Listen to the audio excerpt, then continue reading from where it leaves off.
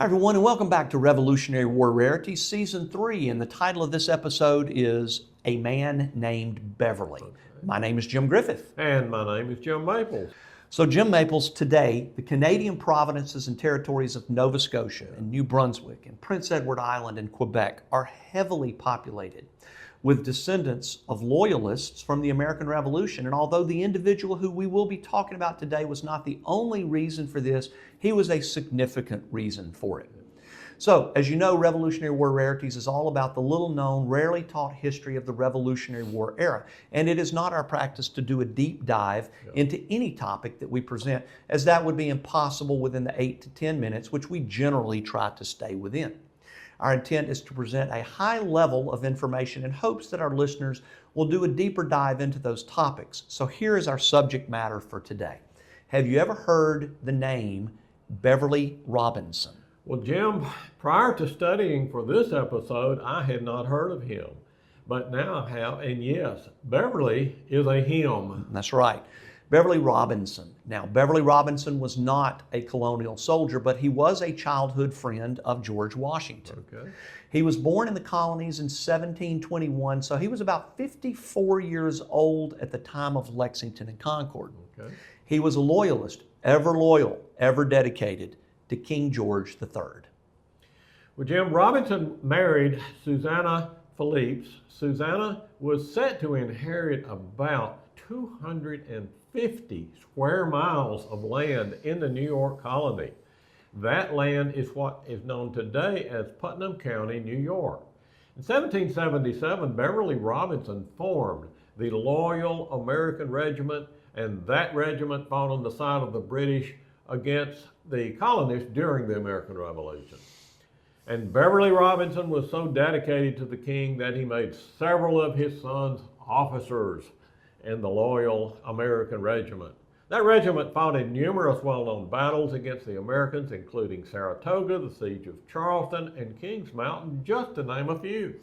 The Robinson family was well known in the colonies. Beverley Robinson's uncle, named Peter Beverley, was once the Speaker of the House of Burgesses. His brother, John Robinson, was the longest-serving Speaker of the House of Burgesses in history and became the treasurer for the colony of Virginia.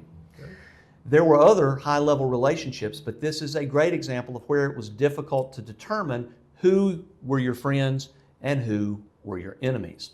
Now, the Robinsons had a large home, and that home had been confiscated by the Colonials. This was a common practice, and there were a lot of land and homes confiscated during the American Revolution that had belonged to Loyalists. In most cases, the confiscated property was not returned to the rightful owners. More on that later.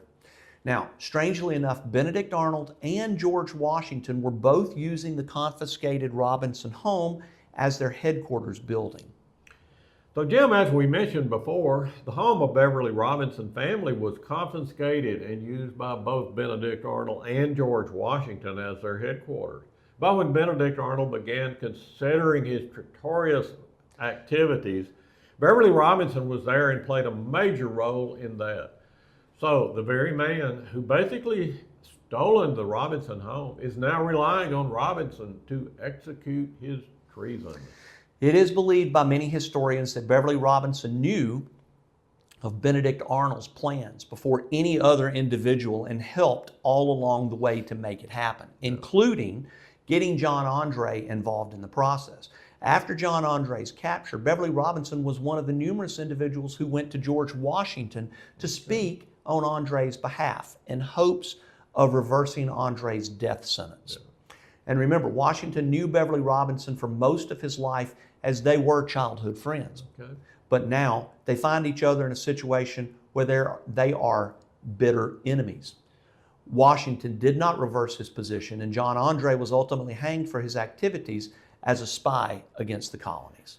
Well, ultimately, the 250 square miles of land that came into the hands of Beverley Robinson were forfeited, and it was confiscated by the Americans. And even though the Treaty of Paris required that lands and homes confiscated by the Americans would be paid back, for the most part, they were not. And as a result, Beverley Robinson's fortune in land along with his country. And Beverly Robinson's family and many of his fellow soldiers who were part of the Loyal American Regiment fighting on the side of the British ultimately escaped or migrated to Canada, where many of their descendants still reside, as we mentioned before. At colorheroes.com, they adequately captured the importance of learning our history as follows. Studying history helps us understand how events in the past made things the way they are today. With lessons from the past, we not only learn about ourselves and how we came to be, but also develop the ability to avoid mistakes and create better paths for our societies. Events in the past have displaced families and groups, changing the makeup of regions and often causing tensions. Such events have also created government systems that have lasted generations beyond when they were started. And all of it affects each person alive today. Once again, that is from colorheroes.com.